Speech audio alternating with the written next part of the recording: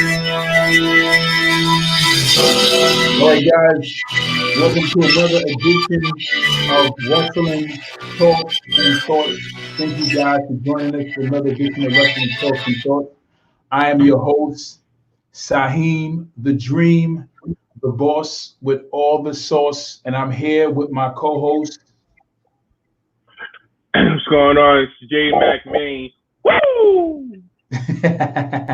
Yes, guys, welcome to another edition of Wrestling Talks and Thoughts.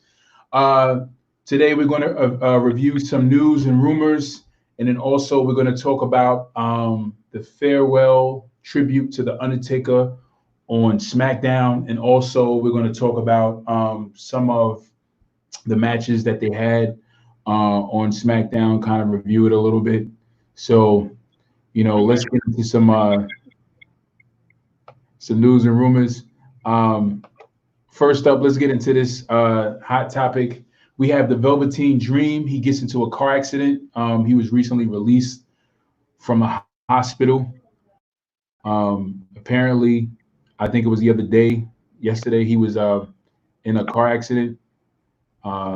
Unfortunately, I'm going to read some information off of this article that we have here. Get to it. Let me get to the article. Yeah. And then also there's been some rumors also about apparently Velveteen Dream been flown around that supposedly he might be released concerning some of the sexual allegations he had against him, which is some crazy news. I hope that this news is not true for the most part. I would hate to see him go as a talent. Right. Very, very spicy news. Sad situation also. But he apparently came out and denied the allegations. It's crazy. Well, let's get into this Velveteen Dream car accident. It says the Velveteen Dream. This is a article that was printed by Wrestling Inc. It says the Velveteen Dream got into a car accident and was released from the hospital yesterday, as first reported by Fightful and confirmed by F4W Online. No additional details about the car crash were given. Back in April, Dream responded to allegations of inappropriate behavior with an underage fan. Ouch. Be assured I do not, this is what Velveteen Dream is saying. Be assured I did not communicate inappropriately with anyone. Dream wrote in a statement. A private photo of mine was shared without my consent or knowledge, and I am working with a third party to look into this matter. Dream has since been named again through the Speaking Out movement, as new allegations have been made against the NXT superstar involving minors. So he's had some other news against him, which is a sad thing. I don't, it's crazy, man. Like these celebrities are getting there. See, this is crazy, man, because it's like we don't know whether it's true or not. Right. And then it's like, these celebrities are getting their accounts hacked, and apparently Velveteen is saying that his account was hacked. He's saying it wasn't him. I've seen the tweets, I've seen the pictures. It's pretty crazy. But it puts it puts him in a sticky situation because it's like, now he has to prove that it's not him. You know what I mean? Like he has to now show that it is not him. Right. Prove it's not him. And then there's these rumors going around saying that he will be released from the company, that he supposedly there's a planned release. So, and WWE has this very low tolerance policy when it comes to superstars that are not part of the what do you say? They're not part of Vince McMahon's club. So if you're not like favorite like a John Cena or Randy Orton, then you more than likely may get the axe if you have these kind of allegations against you. Right. So this is a crazy situation, man. I would hate to see him go. Right. Yeah. I mean, me too. Like I said, I definitely like Velveteen as a talent. Overall, he's definitely, great in-ring performer. Especially with him being young. As he mentioned numerous times, at the age of 23. It's one of those, you hope that it's false, so he can stick around, and we can definitely see how he blossoms and move on. But then we definitely don't want him to we don't want to see him go to another company. So hopefully the allegations are false. But I mean, I just feel like a lot of these wrestlers, they need to just be more conscious and think about what they're doing before they do things, because you're in the spotlight, you know what I mean, or even if you're not even in the spotlight at that time, and you do things before you get there, as Sammy Guevara, we talked in the previous show. But if you're inspiring and you're leading, working towards that, just chill. Yeah. I mean, what do you think about like these superstars having these allegations against them? And I mean, then these allegations against them, like, and then the WWE just kind of like dismissing them, like terminating their contracts, and then also favoring other superstars. What's going on, man? Favoring other superstars who do have these allegations against them, and then they're still being kept. Like, what are your thoughts on that? Like, what do you think about that? And the other thing about it, like, it is real hard to determine, who's telling the truth and who's not. So it's in that situation is always going to be, a sticky one, because of the fact that this, and as the saying goes, there's three sides to every story. There's her side, his side, and the truth. If there's nobody's there at the time of these things going on, it's always going to be a, who do you believe, and it sucks because, somebody's lying, somebody's not. And, everybody's human. So it's 100, I mean, there's going to be percentages that you're not going to get it right all the time. So you just got to, take a chance and just, but I guess with, from a business aspect, whether, the person with it that's involved in the allegations, just for the company, just to clear themselves, to be like, all right, you know what, we don't want no issues, no drama. They prefer just to do the easy route and just let go of the person that's in their organization that the allegations are about, ally, like in NFL with Colin Kaepernick. So it sucks. It really does. Like I said, you don't know, who's telling the truth, who's not, but Yeah. If you guys are joining us, please drop a comment in the comment section below. We want to hear from you guys. We want to know what your thoughts about Velveteen Dreams possibly being released from the WWE. Also, what do you think about these whole allegations that are being brought up against these WWE superstars? What are your feelings about Vince McMahon having, I guess, a level of lack of support for some of his superstars? How do you feel about it? What are your concerns? And this is the thing, it's really like, his word against that person's word. And these are bad situations because like nowadays, it's like if you have allegations against you, you're almost seen as being completely guilty. I'm not saying that Velveteen is innocent because I don't know what happened. You know what I'm saying? And I'm not saying he's guilty. You know what I'm saying? But it's just like it's a bad situation, and the company is only going to look out for its best interest as to try to wash his hands from kind of situations that may make them look bad. You know what I'm saying? Because the more athletes that they have having these allegations against them, the more it looks like the WWE is not being responsible for their talent.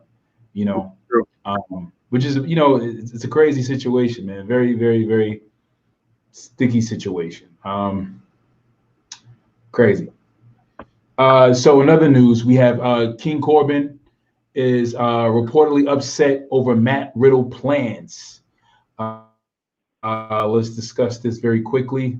It says King Corbin reportedly upset over Matt Riddle plans. As reported from Wrestling Inc., King Corbin is reportedly unhappy about his plans with Matt Riddle to feud on WWE Smackdown. Corbin recently found out about the plans for the feud with him and Matt Riddle, according to a news report from Gary Cassidy of Sportskeeda. The plan for Riddle's first lengthy rival on the Blue brand has always been scheduled to be with Corbin. While Corbin just found out about the feud with Matt Riddle last week, word is that Riddle had known about the plans for several months. Corbin reportedly insisted that Riddle should have to beat 5 enhancement talents before getting the chance to face him. This is crazy because you have Matt Riddle who's already an experienced MMA fighter, and now Corbin is saying you got to have a little bit more experience to face the king. This is very interesting. It's very funny too. I mean, I think Corbin needs to chill, man. Matt Riddle, I think he's very excellent in the ring as a performer. I don't think there's really a problem with Matt Riddle's performance. I don't think there will be a problem with his performance. He fought an excellent match against AJ last SmackDown, so I can't see why Matt Riddle would actually have that problem. I mean, Corbin would have that problem with Matt Riddle. I don't know if you guys are joining us. Please let us know what your thoughts are concerning this Matt Riddle and King Corbin situation. How do you feel about King Corbin's being upset with Matt Riddle's feud? And my thing is, I think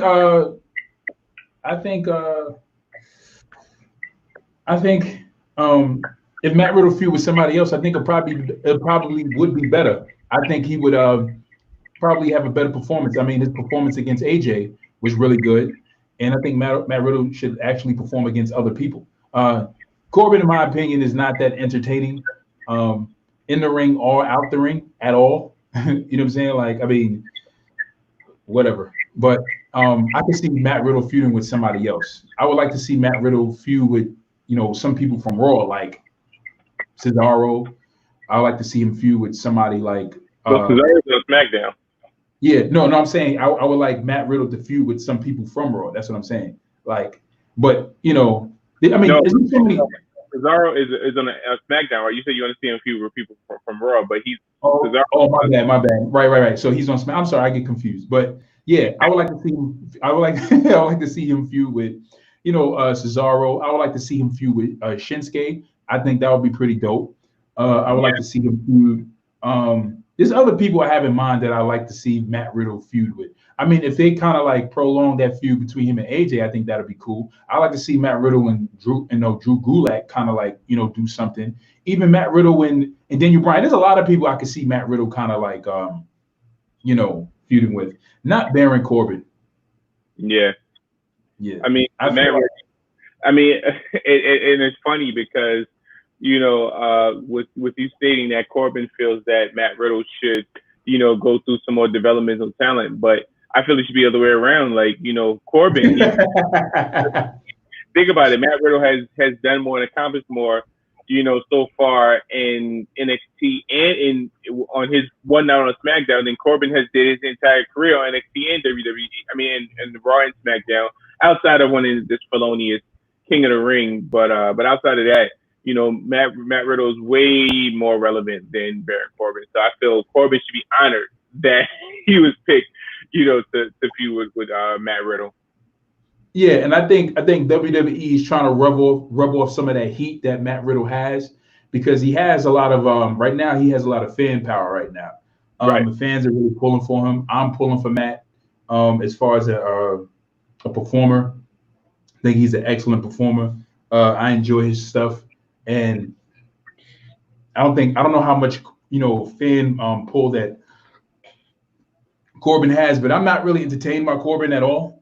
So I think WWE is trying to rub some of that off on Corbin to get him to feud with Matt.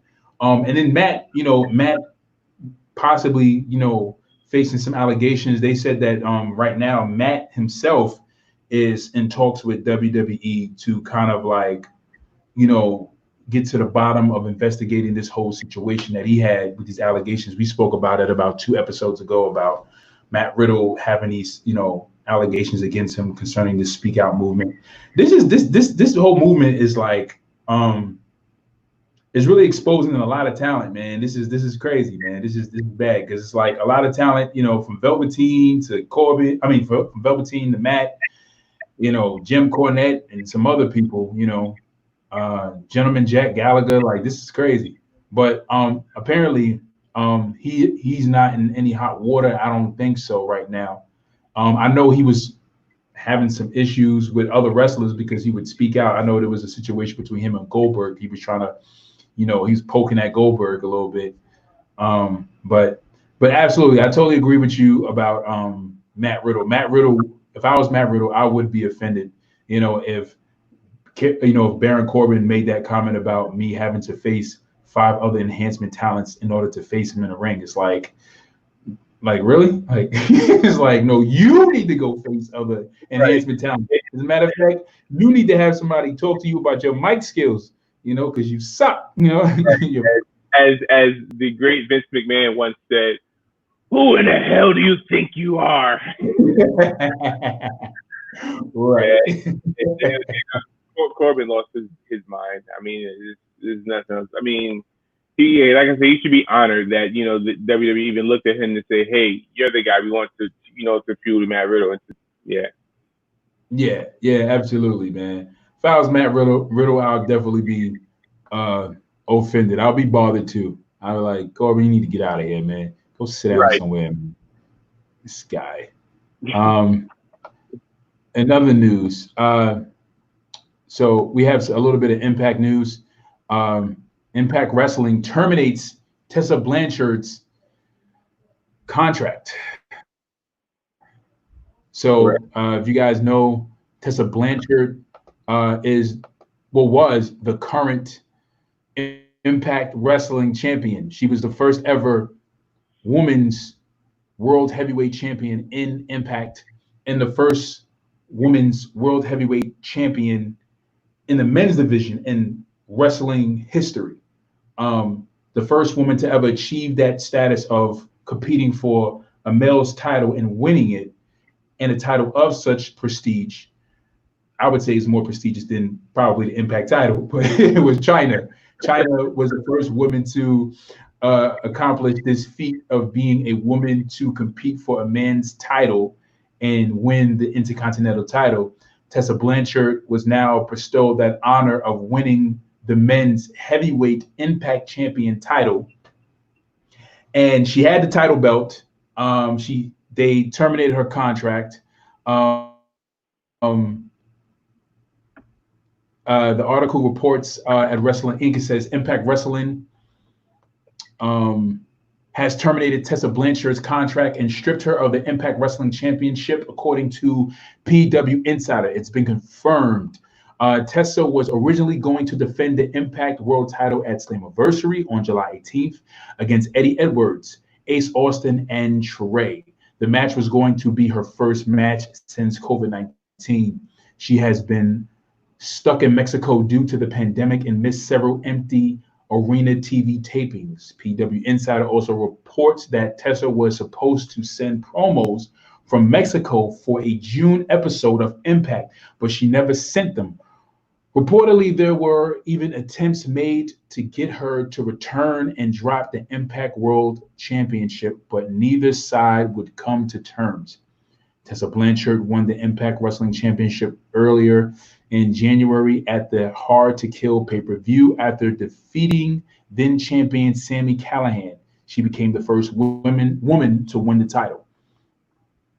Interesting. Then there's been a lot of heat on her behalf of being, like she's part of this whole kind of speak out movement, but her speak out part wasn't really concerning any allegations of her wasn't concerning sexual assault, or was it concerning those kind of allegations. She was actually accused of being racist and being a bully from a lot of backstage talent. And apparently, when she won the title, I know this is kind of old news for you guys. I found the article online at Forbes.com. And there was an article that they put out on her on January 11th, where after she won the title, she tweeted, "Hey women, try supporting one another. Cool things happened." And then after she tweets that, and this is after she won the Impact World Title Championship, you had Chelsea Green, you had Allison Kay. Who else you had? Priscilla Kelly, Renee Michelle. You even had Moose of all people, dude. and just like all these different performers started just Shayna, all these performers just started like commenting under that tweet and just calling her a bully, saying that she was accused of racism. And it's one thing when people accuse you, one thing when one person accuses you of a certain incident, then it's another thing when all these people come out and say and confirm this is who you are. And then not only that, but then the actual person you victimized comes out and confirms that they were a victim of you. It's crazy. It's a lot. You know what I'm saying? Now, it's one thing when a victim says they've been victimized by you because it's your word against theirs. Then it's another thing when you have a slew of people who come out and say, "Oh no, this is who you are," Right. And her reign started off really, really bad as far as character and the level of support she was getting backstage. Some may call it hate. And the funny thing is, I don't know if she even called it hate. I don't even know if she even came out and tweeted about it being hate. She did come out and she did defend herself in those allegations, saying that, hey, I'm not this kind of person. That word is not in my vocabulary. I wouldn't do such a thing. But then when you got all these people saying that this is the kind of person you are, it's kind of bad. So her title reign didn't even start off pretty good at all. Did you even hear about this? I heard about the release. I heard about, how, they were trying to get her to do certain things, like, as far as I heard the promo thing. I also heard about, them trying to get her to, after I guess they couldn't get her to come and, she refused to come to shows and do the promos. I did hear about, them trying to get her to come drop the belt.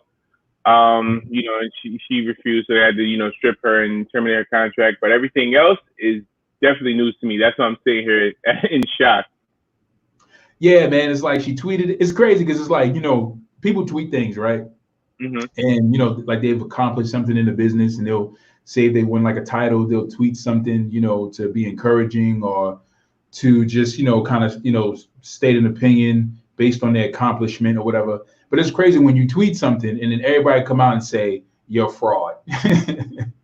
You're a fraud. Like, you know what I'm saying? So, I never seen any of Tessa's matches. Tessa, Tessa, I ain't gonna front. She's a fox, man. She's pretty. She's a gorgeous girl. But then it was like, I was interested in, what TNA was trying to do with her as far as her winning the title. I thought it was kind of weird putting the title on a woman. I thought it was like different. I thought it really, in my opinion, I felt like it kind of really diminished the value of the title, putting the title on a woman. And I felt like, it's like you guys don't have any, male competitors to put the belt on, that you got to put on a female. So I was like, okay, this is what we do. Right. Here's my backlash. I mean, here's my argument with them putting a belt on a woman. And let's just say any woman, not necessarily Tessa. So when she wins the belt from whoever the guy she beats for the belt, that guy, he looks real weak. Like, okay, so you beat, and then the guy who he beat for the belt looks even worse because now this guy beat you, but he can't beat a woman. Right. He drops the belt to this woman. All right, cool, fine. You want to go with that? Fine. Now the guy who takes the belt from her looks even worse because it's like, oh, dad, you had to do that to that woman. Like, she's a female, for God's sake. You just had to just beat the crap out of her and take the belt, So it's just a sticky situation, with her. There's no positive coming from it behind to say, okay, well, this woman is the first woman, or she's strong enough to go and take on men and win a belt. But as far as the men's side, there's no positive behind that at all whatsoever. Yeah, it's not. And Tessa Blanchard is probably like 130 or 20 pounds or something like that. And the thing about it is like, even when we think about Jericho in China, like, and I believe China beat Jericho for the Intercontinental title. Mm-hmm. The thing about that was China, like when we seen China, prior to actually having the Intercontinental Gold, and she was with DX. You know what I'm saying? Like, she was big, she was huge. China was huge. China looked like she can beat a guy. She looked like she can beat a dude. And she was a pretty big female. And then she slimmed down. She lost some of the weight, but even with her losing some of that muscle weight and muscle tone, she still had a good physique, and she still looked pretty big, pretty statuesque. But because we knew how big she looked prior to losing the weight, she looked like she was still pretty strong. So when she beat Jericho, it was just like, we understood why. It kind of made sense. We kind of like said, you know, what would she look like if she fought a dude? You Right. know, but with It's Tessa, believable. huh? I say it looks believable. It looked believable, right? But Tessa Blanchard, I'm like, you know, like I mean, you know, I kind of would believe I would believe Ronda Rousey more than I would believe Tessa because Ronda Rousey has an MMA background. You know what I'm saying? Like these women are trained to, you know, beat the crap out of somebody. Like, you know, that's what they're trying to do. Arm bars and, you know, guillotine chokeholds and all types, you know, ankle locks, all types of just moves or whatever. And then they know how to box. So these women are trained like that. But I don't know if Tessa Blanchard even has that kind of background at all. But But that's similar to saying Sasha Banks is saying, hey, okay, let's say, hey, I want to be Sasha Two Straps. You know what, AJ Styles, I'm coming for you. I'm coming for you, AJ. I'm right. Exactly, man. It's just a weird situation. It's a weird, you know, it is sad because it's bothersome. It's like, yo, she started off this reign. Um, I guess Impact had this idea. Dixie Carter had this crazy idea, this kooky idea, and you know, Dixie Carter. I don't know about Dixie, man. Dixie's a little weird. She a little whacked out to me, man. Dixie Carter's, you know, she's weird, man. She's a weird promoter, man. I understand her brand, man. She runs her brand very weird. But Dixie definitely needs somebody to come in and kind of, you know, give that brand a facelift to something, you know. But this whole women empowerment movement, you know, and I know that we have this whole women empowerment movement, but I think with this whole Tessa Blanchard thing is a little bit too far. Like, it's like, you know, it's like, you know, it takes away. But the good thing about this situation is, Tessa Blanchard is not defending the belt right now. She's not going around defending the belt because the funny thing about it is like as she goes around to defend the belt, she would be defending it against men, and whoever she's beating as a man is definitely looking weak. Right. You know, so Sami Callihan, you know, this is a bad thing on it. This is a bad strike on his career because he was beaten by a woman who weighed less than him, smaller than him, and took his heavyweight gold. So, you know, I could definitely see him going to WWE, trying to sign a contract, and then, you know, he's trying to sign in with NXT, and Triple H was like, Sami Callihan's like, aren't you the guy that got beat by Tessa Blanchard? He's like, nah, it's not happening. You know, I can see him just like ripping the contract up slowly in front of his face. Like, I don't think this is gonna happen. Like, I don't think this is happening today, Sammy. Like, you got beat, but like you laid down for Sam. I couldn't do it. I wouldn't do it. I'm like, what? Like, nah, no. Yeah. I'd be like, I'm 6'3", I'm 200 and something. What? No, it's not happening. I don't care how you book this match, even if it's a triple threat match and she pins another guy. No, you're not taking my gold away from me to give it to this woman. You book this match, I promise you, I will not show up. I will hold that belt hostage. You will have to strip that belt off. You have to take it from me. You have to vacate the title. It's not happening.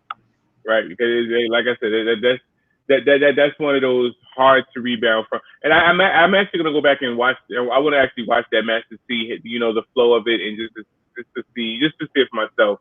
Because now I'm interested in seeing that match.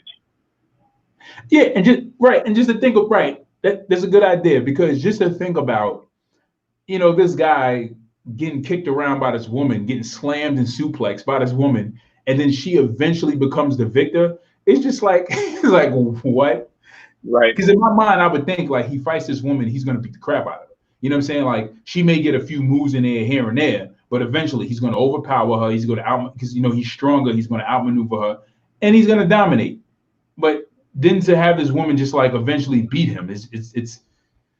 Now the only way I would agree to something like that is if we have one of those situations with Umaga and Santino where, you know, we have a Bobby Lashley kind of guy coming down and, you know, while the referee's distracted, come beat the crap out of me, you know, and then beat me that way. That'll be the only way I can agree to something like that. But you're not gonna have me agree to losing a fair one-on-one match against Tessa. I'm sorry, it wouldn't be believable. If it was a scenario where it'd be believable, then I'm all for it, you know. But I don't see a scenario where it would be believable, so I wouldn't do it. I mean, my thing is not even in a triple threat match, because it makes both of us look weak. You know, Well, but and I think the thing is, it's not even that so much as a woman. It's just that she's just not believable. Like, it's just right, not. exactly. Yeah, we definitely don't want to make that we want to make that like, we're not saying that because she's a woman that we wouldn't lay down and drop the belt to her, but it's not believable. That's the point that we're definitely trying to make. Right. Yeah, and I think I should have made that point a little bit clear more earlier. But yeah, if it was somebody like China, you know, That's somebody being like what's Awesome Kong or something like that. You know what I'm saying? you know, even Beth Phoenix to a certain extent, you know, Yeah. Right. those are bigger girls, you know. So Nia Jax, even, you know, well, Yeah. you may get knocked out from Nia, but hey. Right. Right, exactly. And even when Nia went face to face with Randy at the Royal Rumble that year, he wasn't having it. RKO. Right. Randy was not having it with Nia. Yeah, Like, she got a couple of special finishes that night. Super kick, 619, RKO. exactly, right. Like, yeah, all the guys in there, they were not having it. It was like, get out of here. Get out of here. Like, we run along. Right. Came to the wrong ring, woman. Right, exactly. So in other news, WWE reportedly planning to hold live Raw and Smackdown events with fans soon. This is news I was hearing. In the article, Wrestling Inc., they report WWE has planned to start taping Raw and SmackDown TV shows with crowds once again in Florida. WWE reportedly contacted a company for local people for tapings on a Friday and Monday in late July, according to the Wrestling Observer newsletter, which was first reported by Fightful. The dates discussed were Friday, July 24th, and Monday, July 27th, for live TV shoots at the RP Funding Center in Lakeland, Florida. This is a venue that seats 8,000, which has hosted Ring of Honor shows in the past. It was noted that they may push these live TV shoots to August. The July dates were originally set to be announced this coming week because WWE Chairman Vince McMahon reportedly wanted to be the first person to run a live indoor sports event with fans during the pandemic. The plan was to allow fans to be still practice, but the plan was to allow fans to still practice social distancing, which would mean they have to limit the crowds to a percentage of the allowed capacity. Interesting. I was actually watching a video. All I can think about COVID.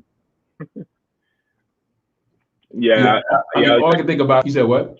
I said I was actually watching a video. I was reading an article. I'm sorry. It might have been the same article about this right before the show. So yeah, that's crazy.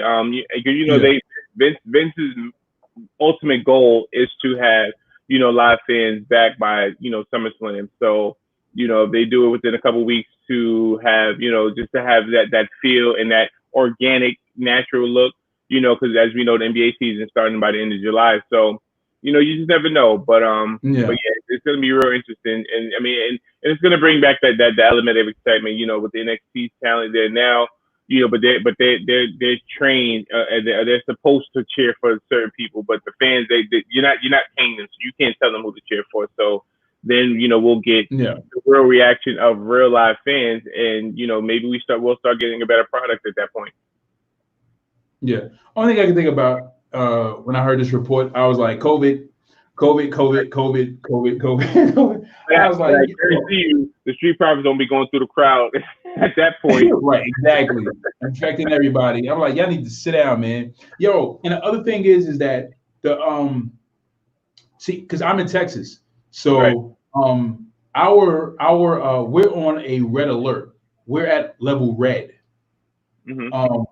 And for those of you who've been watching the news and been like, kind of looking into the news and just kind of finding out like how we're doing with this COVID thing, which states are doing well, are managing the virus well.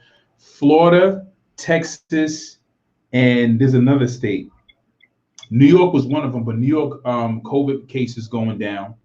I think it's Arizona. Arizona, right, are at a high. Like so, Florida, Arizona, and Texas, the COVID cases are going up. So it's I thought it was very interesting to me that Vince McMahon would now start doing tapings and start doing live shows in Florida, in one of the states where the COVID level is pretty high because he feels like he can get away with it.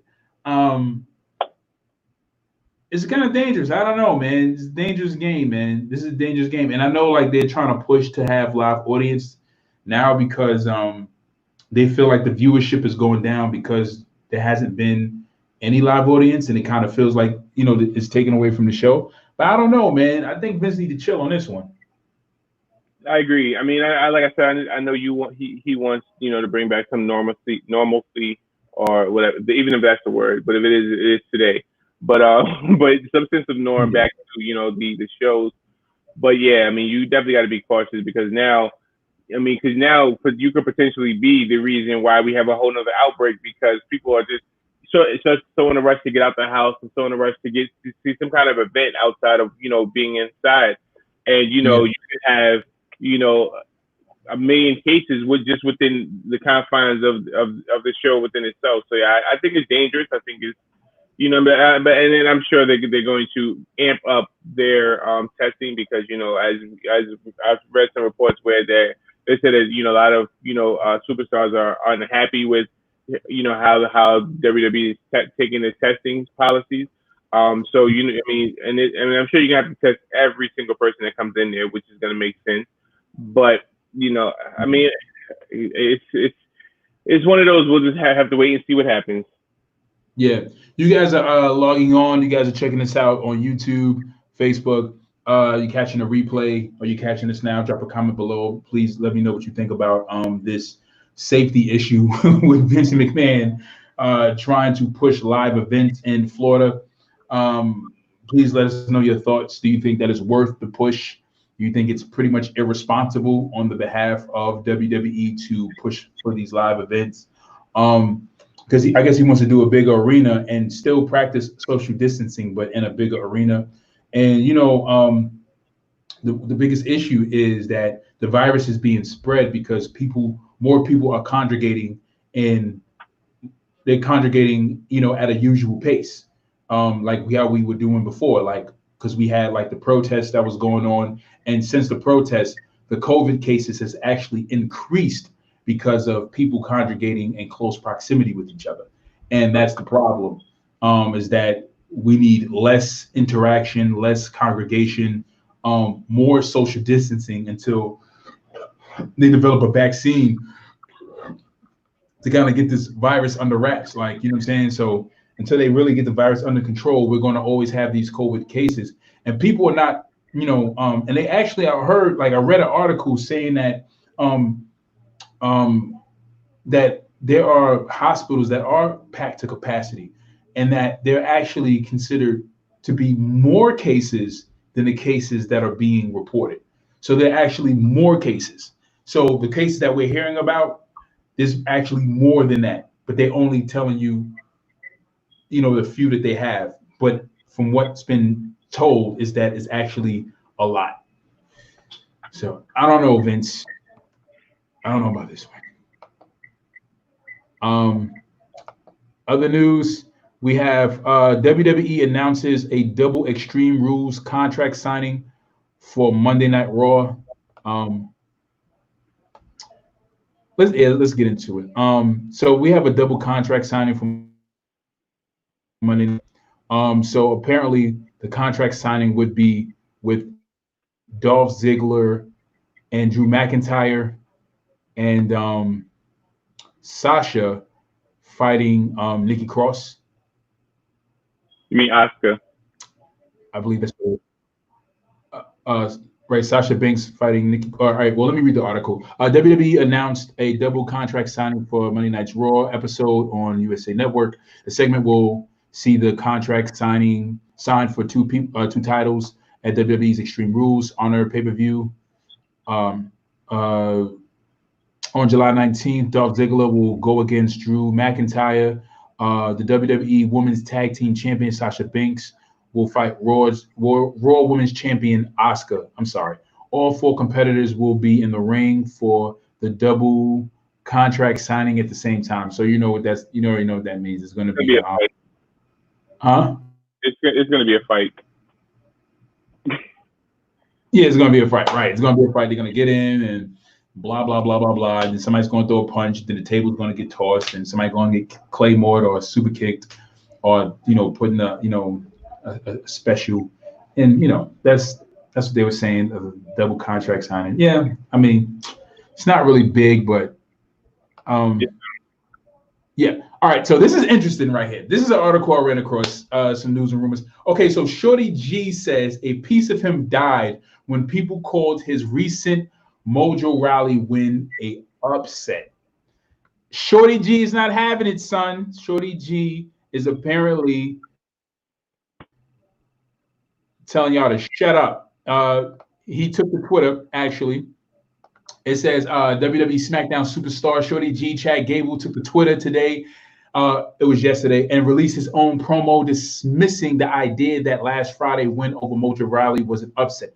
Gable has often released his own promo videos in the past, but this looks to be his first in several weeks. Gable mocked how Kyla Braxton in their pre-match interview asked him how Mojo's height might intimidate him.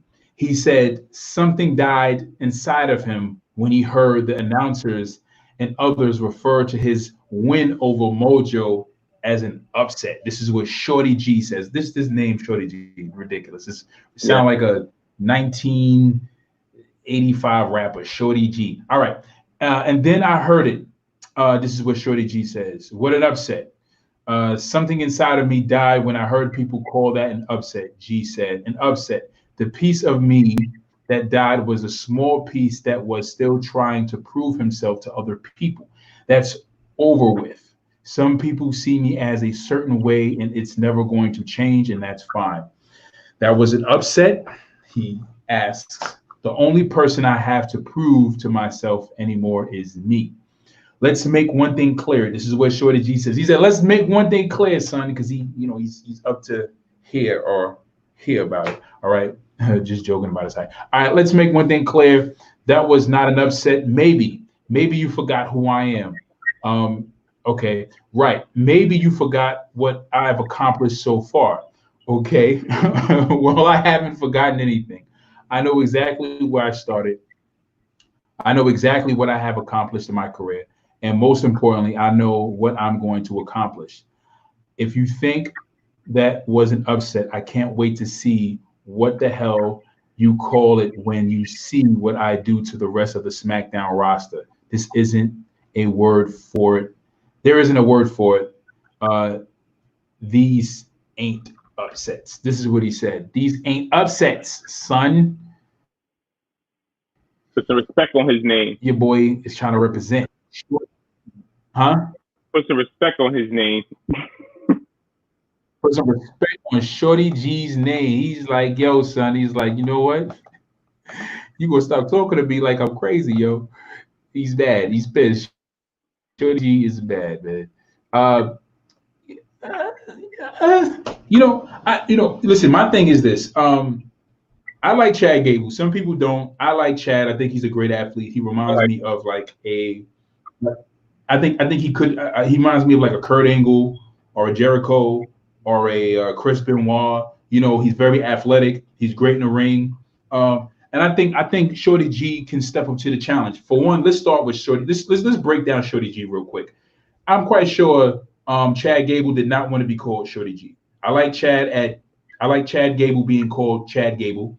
Vince McMahon in his kooky mind decided to call Chad Gable Shorty G because he thought it was funny and he thought it was entertaining. Him and these goofy writers sat together and they said, hey, let's call him, this Shorty G, whatever, stupidity. So, these hokey, stupid, characters and these stupid names, diminishes a lot from the character. It takes away. Then he comes out in this freaking basketball, outfit, the jersey and the shorts. It's like, and that's supposed to be the humor, right? He's dressed in basketball attire when, most of the athletes who play basketball are tall. He's a short guy in basketball attire. And he's called Shorty.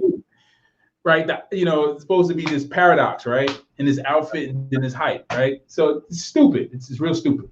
But if he would have had, if they would have just ran with the whole Chad Gable character that he had going for him prior to him being with the American Alpha team when he was with Jason Jordan, and then him, teaming up with Shelton Benjamin, and just kind of just ran with that whole character of just him just being Chad Gable, and just let him be Chad Gable and wrestle, and let him, keep that attire he had before. His haircut was a good touch for his appearance, but just him, cutting his hair and then him just having his usual outfit and then wrestling. I think again, we would have seen more of a better and serious competitor that we can see a little bit more serious, possibly competing for United States or Intercontinental Gold. But Vince McMahon wanted to make a joke out of him. The writers wanted to make a joke out of him, which I thought was really horrible.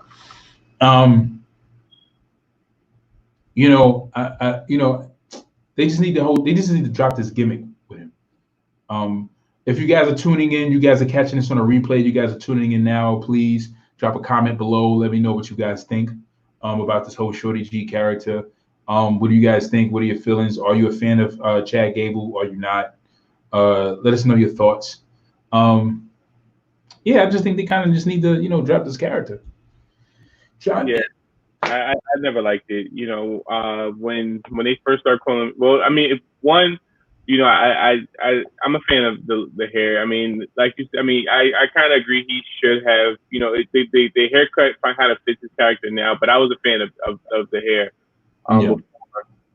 But yeah, as far as the whole Shorty G gimmick and changing his outfit, and I hated it. Like, I mean, and I get it. You had him with Jason Jordan, the American Alpha, then you switched him with Shelton Benjamin, and it kind of wasn't working with there. But you could have built him to be, you could have put him in 205. I mean, I'm not sure his weight, how tall he is, whatever. You could have put him on 205, or even have him go back to NXT and work with that kind of talent. But you have him on SmackDown, and as Shorty G, it's just disrespectful in my eyes. And then as far as Chad Gable, like, people forgot who you are because we haven't seen you do anything legit because since you went to this whole Shorty G gimmick, you haven't really done anything relevant. So you can't get mad that people kind of forget what you did or what you've accomplished because we're not seeing that consistently. So I mean, I get it. If I was him, I'd be pissed too. But you can't get mad at what was being put out there or portrayed of you because we can't go back and tell Vince that, hey, yo, we want the old Chad Gable back. You have to be that voice. So unfortunately, a lot of people, who didn't follow you, they don't know who you are or what you've accomplished. A lot of people didn't watch it. And the thing about Chad Gable is that, he was like, remember who I am and remember what I've done. The thing about that comment is that, Chad Gable didn't get to accomplish a lot. Did he hold tag gold with Shelton Benjamin? No. They fought tag gold with American Alpha, though. Yeah. With American Alpha, they had it. With Shelton Benjamin, they fought, I believe, the Usos consecutive pay-per-views and end up coming up short. So yeah, so him and Shelton didn't capture tag gold. Yeah, they didn't. And the thing about it is I think he's a great athlete, and it's just the way that that they're being promoted. It's the gimmicks that they're being given. And this is one of the issues that Revival had. This is one of the issues that Dean Ambrose had. That's why Dean Ambrose left. He left because he was like, you guys are turning me into a clown. You're not, I'm not, it's fun. Some of the stuff is funny, but this is becoming like just really silly, man.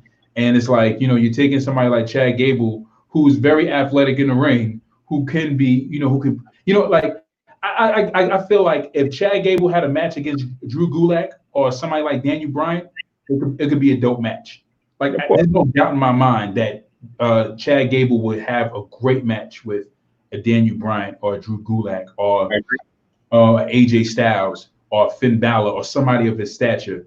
And even with somebody, even with big people, like he's had, he had good spots in those matches, and I was impressed. You know what I'm saying? But he's not afraid to take risks in the ring either. He's a great athlete, but it annoys me when I see like certain athletes like this, and they get mistreated, and then it's like I get annoyed when some like some of the fans some of the fans make it seem like it's him, no, it's Shorty G's fault why he's not where he's supposed to be, and it's like, no, it's not. Like, these performers go to the writers and they go to Vince McMahon and they pitch ideas, and it's up to Vince and the writers to determine whether they're going to go with this idea or not, because Vince and the writers have the final say. They say whether you can or you can't. You know what I'm saying? So, and they'll go with it. And I heard a story a while ago. Like I read an article a while ago about The Miz, and the reason why The Miz always gets these good angles is because he would have to go and schmooze the writers all the time in order to get written, to have written into like good storylines and have the writers begin to like him, and because of the writers liked him, they vouched for him for Vince to give him better storylines, and that's how The Miz was able to get better storylines and better pushes because of his relationships with the writers. And I heard like they have like wrestlers have to do that in order to push their career and build their career. It's crazy. Right? Yeah, that's crazy. But I mean, like I said, if you closed mouths don't get fed. So I mean, if you go to you try to pitch an idea, and he tells you no, I mean, there's nothing you can do. I mean, at least you tried. So yeah. You guys tuning in, please share your thoughts. What do you think about Chad Gable? Do you think he's a great performer? Do you think Chad Gable is worthy of a push? What are your feelings about Chad Gable? Guys, let us know. Drop a comment below. You drop a comment, we'll post your comment at the bottom. We'll read your comment out. We'll respond to you. Guys, let us know, what are your thoughts about Chad Gable? If you guys are catching a replay, please let us know on a replay. Drop a comment below. If you guys are catching this on YouTube, you guys drop a comment below. Let us know what your thoughts are about Chad Gable. Moving on to other news. We have Randy Orton reportedly wants to feud with WWE NXT talents. Mr. Viper, the Viper, Randall Keith Orton. Mr. Randall. All right, Randy Orton reportedly wants a run with some of WWE NXT superstars. Reported by Wrestling Inc.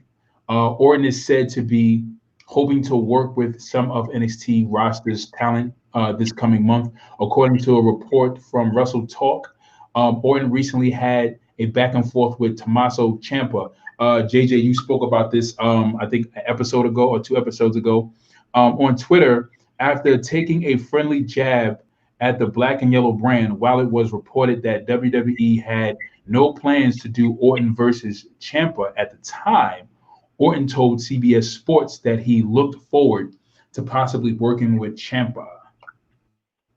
Right. It was noted. Was that? Yeah, and it all started at after in your NXT in your house. And had tweeted about how the NXT talent overused the leg slap, to sell moves. So so it started with Randy making that tweet, and then Ciampa, of course, defending the brand. He's gonna step up and say something. So that's where the back and forth really started. Yeah.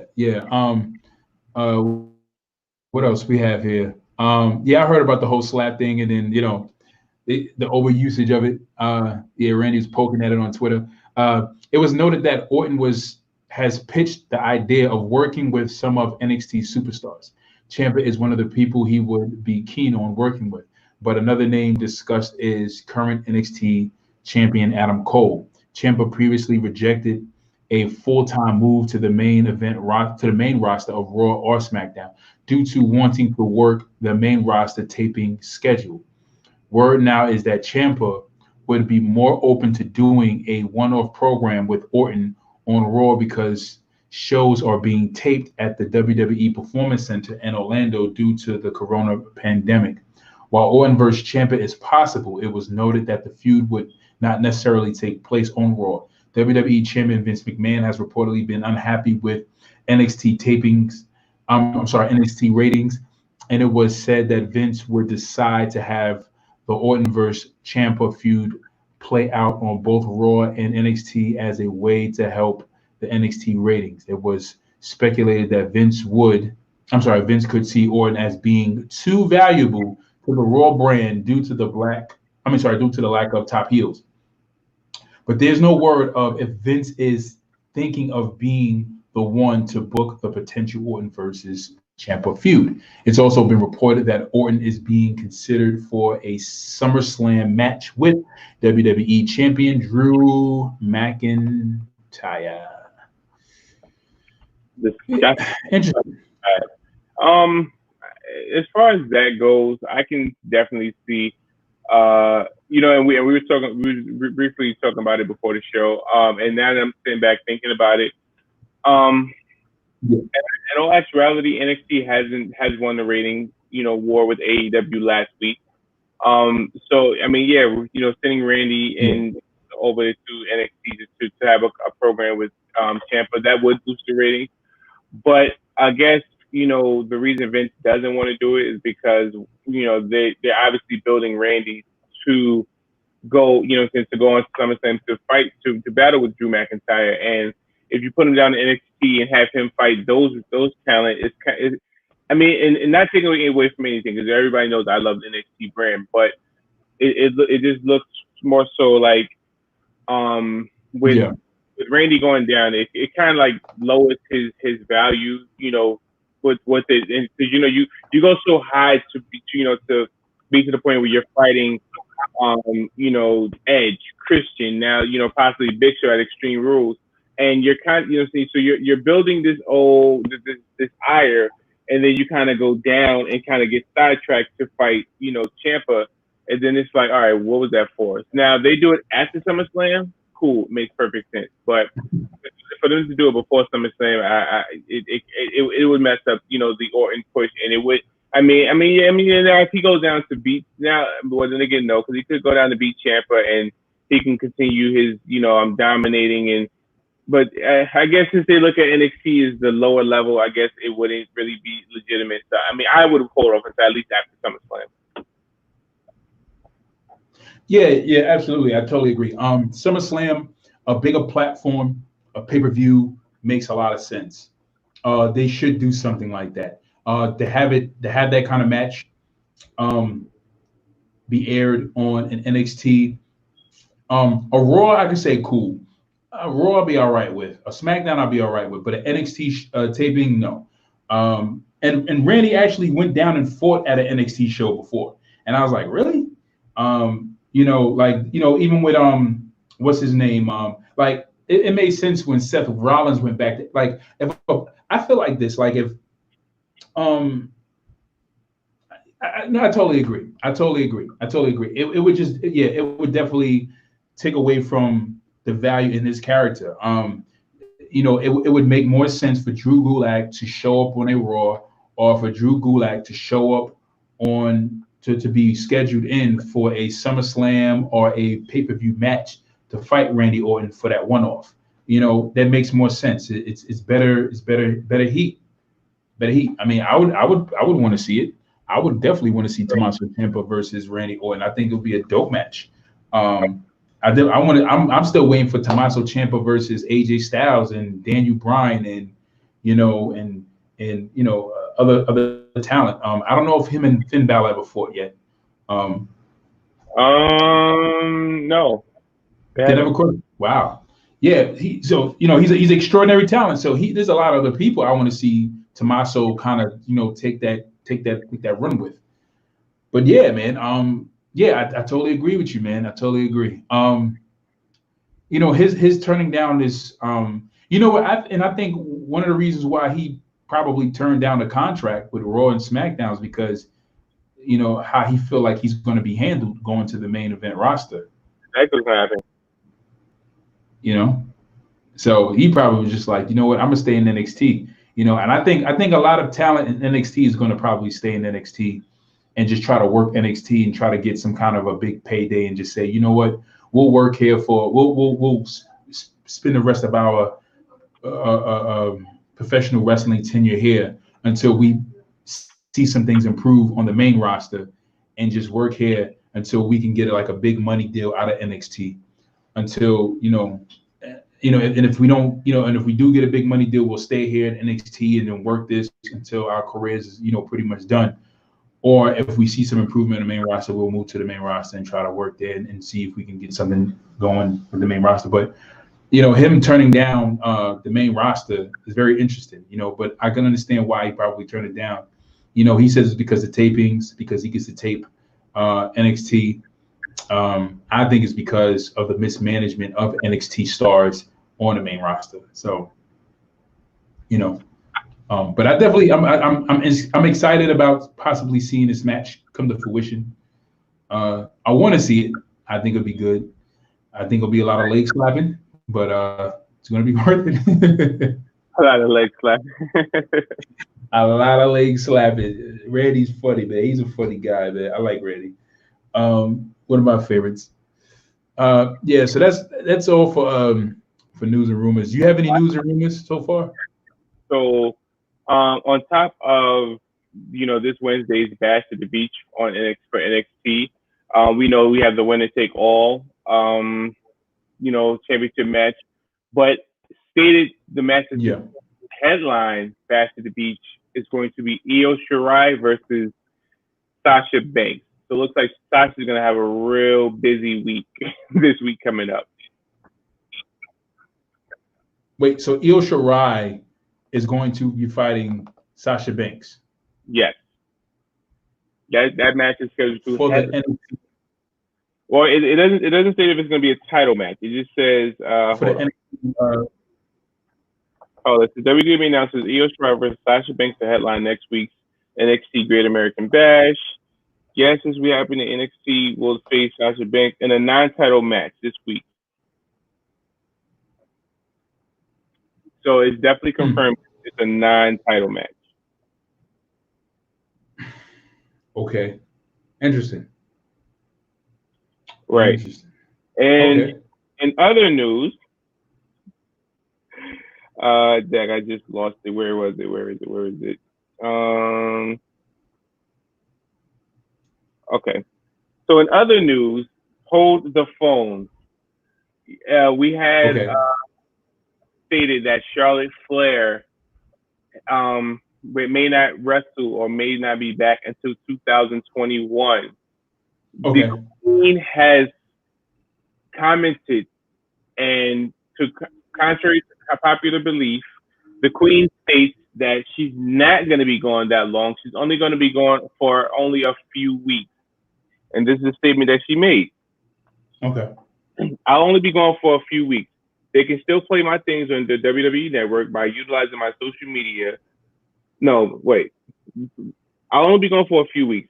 They can still play my things on social media, but utilizing... Oh, no, I'm sorry. Let me start over. Wow. I'll be only gone for a few weeks. They can still play my things on the WWE Network, but utilizing my social media will be the most important while I'm gone. With WWE, there's so many things that I'm a part of. I'm part of an organization called Girl Up, where I'm able to stream live from my social media. No one is going to miss me. They're still going to feel like I'm basically there, is what I'm saying. I'm gone, but not really gone. So she says she's only going to be gone for a couple weeks instead of the expected January Royal Rumble return. So that's a real interesting pick. Yeah. Very, very, very, very interesting. I think that's very interesting. So Charlotte is going to come back. And it makes sense. It makes sense. I would come back if I were Charlotte, especially right now, especially the push she's been given. And but yeah, I would definitely come back. but I was hoping that she would stay out longer, you know, so just to see how things would be with her absence.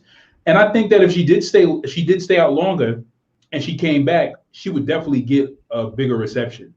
Of course, of course. And which is the reason why, you know, they stated that they're having Sasha challenge Asuka for the Raw Women's Championship due to lack of star power with Becky being out and with Charlotte being out. You know, Sasha's the next big competitor. So that's why they're going with that. Where, you know, Paul Heyman was still at the helm, you know, he probably would have, you know, built another wrestler, i.e., possibly Shayna Baszler or somebody like that, to possibly build and have them fight, you know, Asuka at Extreme Rules. But, you know, WWE wants to take the safe role and have a high profile woman to compete against Asuka, you know, so that's why they pulled the trigger on that match. Now it'll be interesting to see because Sasha is technically a SmackDown competitor. So she wins the Raw Women's Championship. That means she has to be moved back to Raw. And with her and Bayley being tag champs, it's gonna lead for an interesting dynamic if she somehow wins the title on at Extreme Rules. You think she's gonna win? I don't know. I don't think so, but anything's possible. And then also now think of this. Let's just say Sasha does win, and then Bayley wins.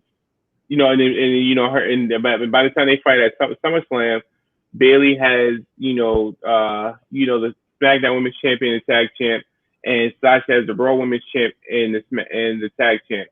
One person, if it's a winner take all match, one person could potentially have 3 belts by the end of that night, which would be insane. Right, but so the match that Sasha is fighting Asuka at Extreme Rules, but you think they're going to set up a match between Bayley and Sasha at SummerSlam? Yeah, I think that's what it's gonna, because you know they've been teasing about it for a while, and that's what everybody wants to see. SummerSlam is, you know, WWE's next big event, and you know even the promo that she cut on Monday where she was like, you know, I want to be like that, I want a title shot, I want opportunity. And then she kind of threw the curveball in, you know, where, you know, she said Asuka.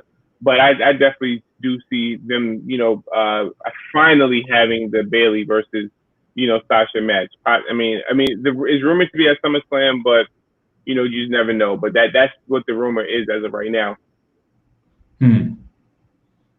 Well, interesting. You know, I think this is what I think. I think I think it sounds like a good move.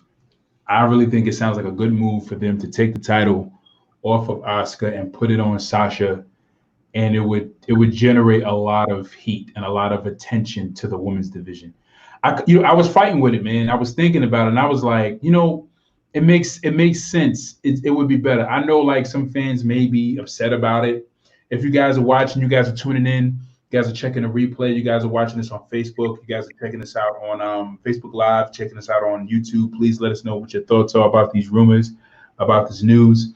Yeah, you know, I kind of wrestled, you know, a little bit about it, and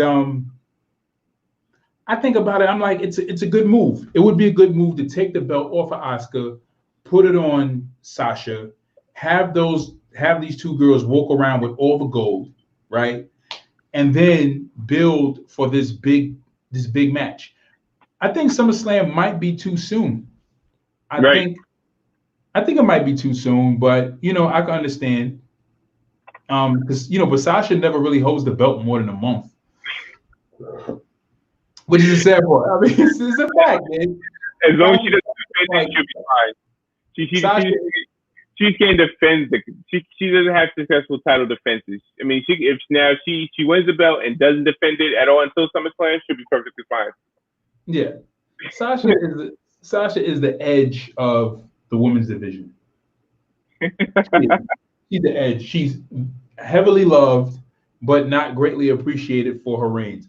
And I want to talk about that whole Edge thing real quick, because Edge cut a good promo last Raw. It was pretty good. Could have been better. It was good. It got better toward the end. But anyway, like I think she would be I think this would be a great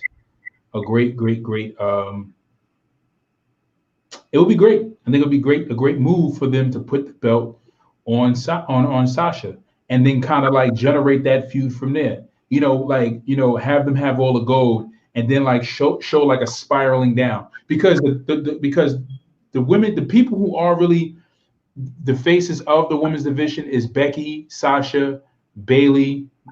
I feel like Bailey's being forced in it, but it's really the four horsewomen. It's Bailey, Sasha, Becky, Charlotte. You know what I'm saying? Like it's really the four horsewomen that are really the face of the women's division. I feel like Bailey's being forced in there. My opinion. She's very overrated. Very overrated. She's getting better now, working her angle. But to me, she's still not believable. She's very overrated, in my opinion. Um, but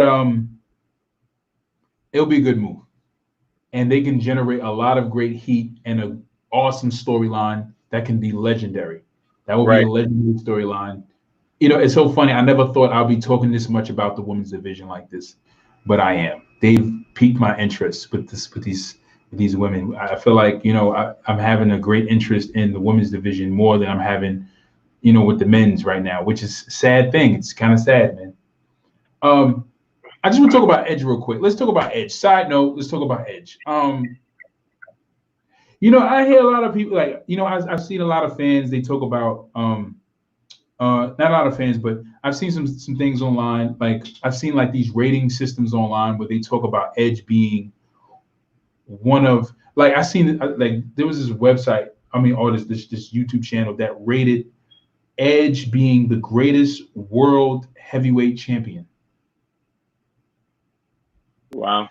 Not WWE World Heavyweight Champion, World Heavyweight Champion, the big gold belt. That's a strong claim. Exactly.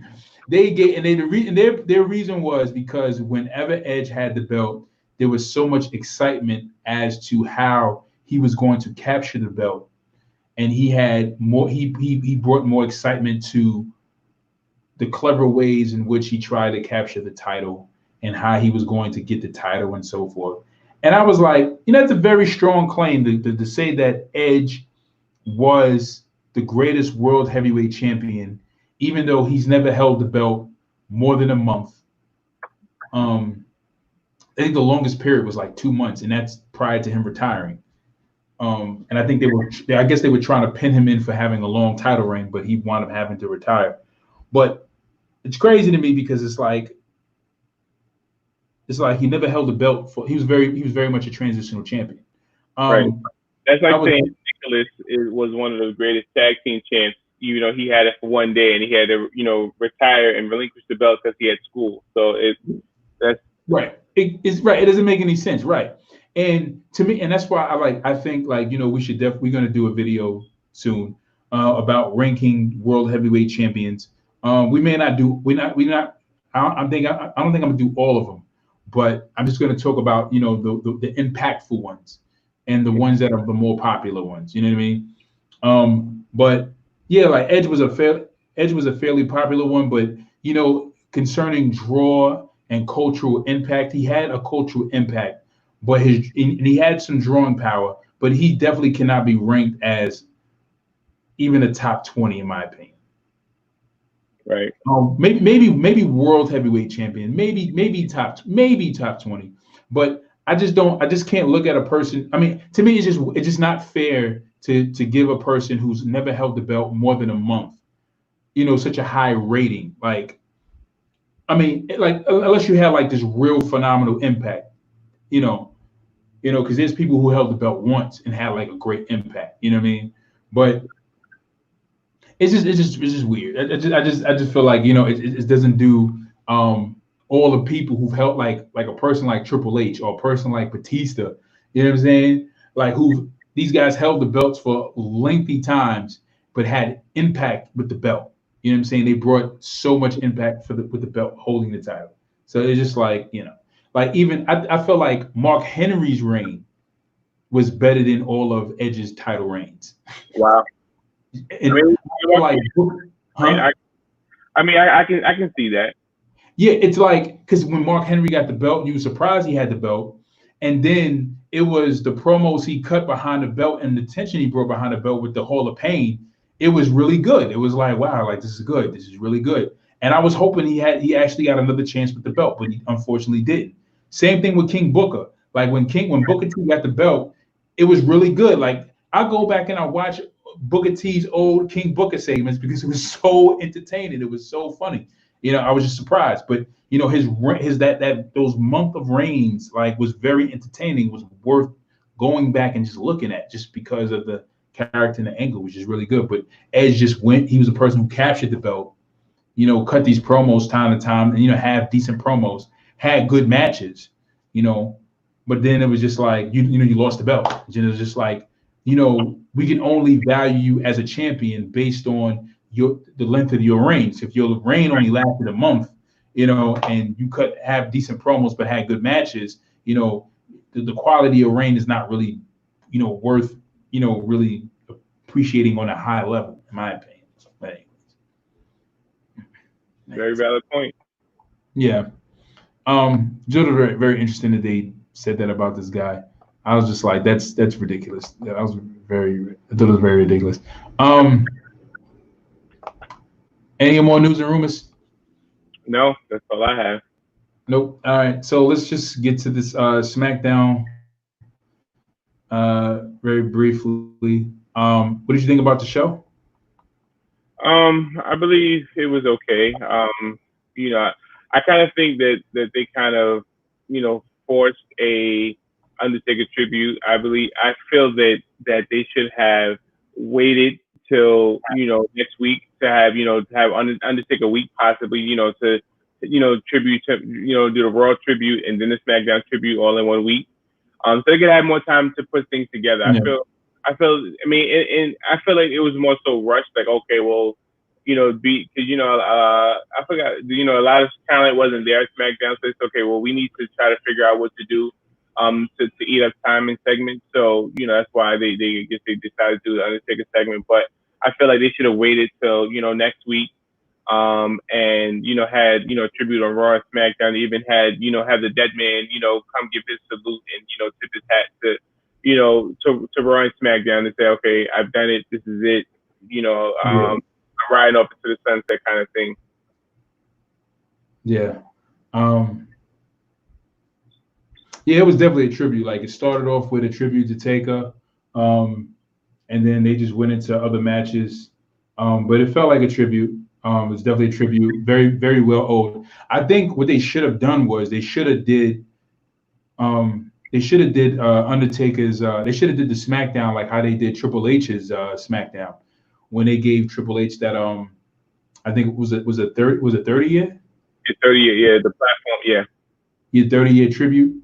I think they probably should have gave him I don't think it's equal though, because Triple H is like running NXT, that's different. So you're like developing talent. But versus Undertaker being valued as an in-ring talent. But they gave him a great tribute. It was good. I thought it was good. But that's what the show was really about. I don't think it wasn't really much to talk about on the show. Yeah, except for your favorite star in this promo. You know what? I said your favorite superstar in the whole wide world in his promo against Taker. Oh yeah, that was I ain't gonna front. That was funny. It was. It was funny. I laughed. I was like, yo, Baron Corbin. I was like, all right, this is the first promo Baron Corbin has ever cut that I liked. This is the first, and I was like, if Baron Corbin can be that Baron Corbin all the time, this is hilarious. This is hilarious. He got me with the Roman Reigns, with the dog food, with Dolph Ziggler. He got me with the dog food, right? All right, but this promo he cut on Taker was funny. Baron Corbin caught me with this promo. So, okay, Baron. Okay, interesting. But if Baron Corbin can stay that person all the time, great. But if he goes back to Baron Corbin and drives a cardboard box, then he's gonna lose. But I think that was it. I mean, the show was was pretty good. Nikki Cross has a match against Sasha, Bailey. right? Bailey. No, Bailey. No, I'm sorry, Bailey. Right. Nikki Cross earned a match against Bailey for the women's to challenge her for the women's title at Extreme Rules. So they're gonna fight. And See then what you know, happens? and then Bray and Braun, and is a swamp match or some kind of gimmick match? Yeah, the Swan match. It's not even a title match. It's just a regular match. Oh wow. Which leads me to believe that Braun is going to lose. Right. Yeah. Which leads me to believe Braun is going to lose just so they can build some kind of interest in their feud. And then, I guess they're going to probably fight again. And then from there, from them fighting there, probably in their third match, that's when I guess he's going to break out the Fiend and they're going to probably try to end the whole feud with the guy. But what's the other thing I want to say?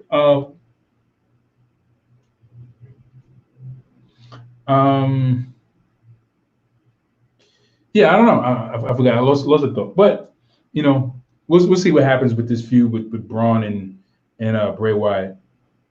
Oh no, this is what I wanted to say. Yeah, Bray hasn't been fighting. People haven't noticed that Bray is a part-time wrestler, right? Mm-hmm. Yeah. Bray has not been fighting on SmackDown and Raw. I'm sorry, SmackDown. Like he's not been fighting on SmackDown. He shows up at the Firefly Funhouse. He cuts his promo. We're entertained, and then he shows up at pay-per-views and he fights. Right. That's true. Very true. So he's a Brock Lesnar now. Well, I mean, at least he does that. Brock doesn't even do promos. Brock does maybe. Well, I guess because Bray doesn't do promos every week either. So yeah. Well, when Bray's in a program, he shows up every week to kind of promote the match. But Brock will come maybe one Monday in the middle and say something. Or no, I'm sorry, he'll show up with Paul Heyman, and Heyman will say something, and maybe they go home Raw before the pay-per-view. But yeah, I mean, Bray's a little bit there more than Brock. I wouldn't put Bray on the Brock scale as quite yet. Listen, bro. If you ain't showing up to fight, you're Brock Lesnar, right? you cut pro. Listen, what's the difference between sending in if you think about it, what's worse? Like at least when Brock Lesnar, when Brock Lesnar has a promo that's being cut, either it's pre-recorded, he's doing it live, behind the not in the ring, or he is in the ring and Paul Heyman is cutting the promo for him, right? Right. But with Bray, all his promos are pre-recorded, sent in, and that's it. Like he's not even showing up to fight at all. Even when he was the Fiend, he wasn't showing up with the belt. So he's pretty much Brock Lesnar, bro. He's doing the same thing. He's Brock Lesnar. I don't care what you say, bro. If you're not showing up, like Braun is there every night, Drew was there every night, Seth was there every night, Roman was there every night. Every prior champion was there every night. If you're not showing up there to show your face and present yourself accordingly, you're Brock Lesnar. You're part-timing, bro. You're part-timing, B. Yeah. It's your point. That's just my opinion. But yeah, I'm just noticing. I'm like, yo, Bray don't show up, man. Like he cuts promos. I mean, right. He cuts promos, every Friday, usually. But he's not showing up. He needs to show up. Like where are you, son? Like you need to have matches. He's not having any matches. It sucks. Anyways, yeah, moving forward. But this was a great. I mean, this was a great. They had a good tribute. I watched some of The Last Ride. I got to finish it. It was pretty good. It really took you back behind the scenes to certain WrestleMania matches. He spoke about, I think, WrestleMania, the last time they were at Madison Square Garden. I believe it was the one. Yeah, the one where they were in Jersey. The one where Kofi won the right. WWE Championship. Yep, it was last year actually. Last year, right? That was last year. Yeah. Man, it was last year, man. It was last year, yeah. So last year's WrestleMania, he talked about having a match on the fly. When he fought last year's WrestleMania, he talked about having that match on the fly. Like he was there and he wasn't scheduled to fight, but he wound up accepting a match on the fly, and they penciled him in for a match, and he came in and he was there, and he put on his ring gear and he went out and he fought. Taker's not going to retire, man. I don't think so either. Taker's not going to retire. I think they're retiring him, and they're sending a thank you. But Taker's going to show up. Maybe not this.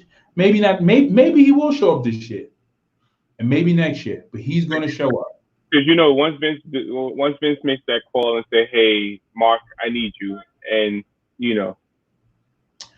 Then once Vince makes that call and say, "Hey, Mark, I got $1 million for you to show," or I got $500,000 for you to show up and wrestle at WrestleMania, he's gonna come. I got a whole year's salary, and Undertaker deserves it, hands down. There's certain people that if Vince calls, like a Triple H, a Rock, a Undertaker, certain people he calls and he says, "I need you to show up for a match, and I pay you half a mil to fight this match, or $250,000 or whatever it is to fight this match," and he paid him like a Sean, or they're worth it. Like, yeah, these guys are worth it. These guys are worth it. I wouldn't even argue with it. These guys are worth it. These guys are the top of the line, man. These guys are worth it. But I definitely would want to see Taker come back. Yeah. Taker is definitely the flag. He's one of the flagship faces of the brand. All right, time to close out. We're a little bit over. So, guys, if you guys are checking this out on Facebook, you guys are checking this out on YouTube, don't forget to drop a comment in the comment section below. Let us know what your thoughts are on the news and rumors. How do you feel about Undertaker retiring, or him possibly retiring? Because they gave him a send-off, and I know they're going to be inducting him to the Hall of Fame.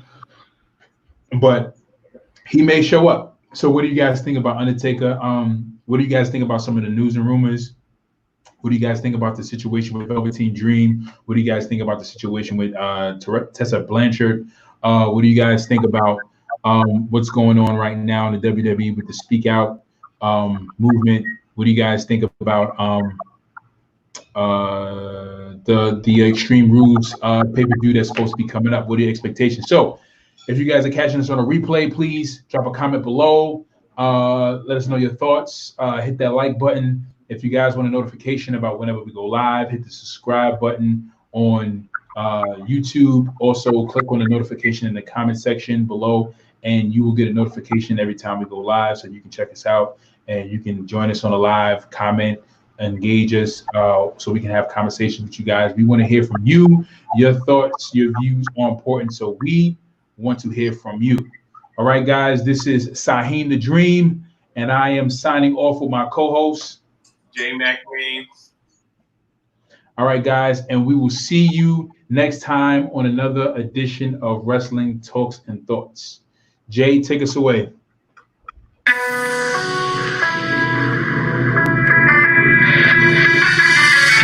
I crawled along the wreckage of what now is gone. Back to you to find another day.